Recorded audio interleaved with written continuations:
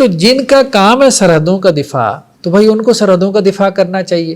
جن کا کام ہے امت مسلمہ کا دفاع، ان کو امت مسلمہ کا دفاع کرنا چاہیے. اگر وہ نہیں کر رہے تو ہم ان کو کیا کریں؟ متوجہ کریں.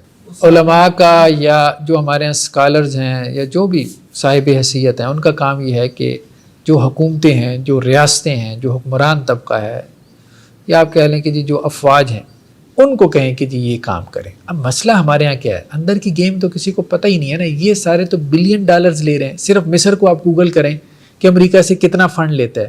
حماس کو قابو کر بلین ڈالرز لیتا ہے وہ.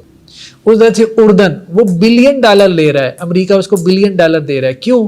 تم نے ایئر فورس نہیں بنانی. تو ان کی تو یشی لگی ہوئی ہے، وہ کیسے آواز اٹھائیں گے؟ ان کے تو منہ میں وہ ڈالر ٹھوس رہے ہیں.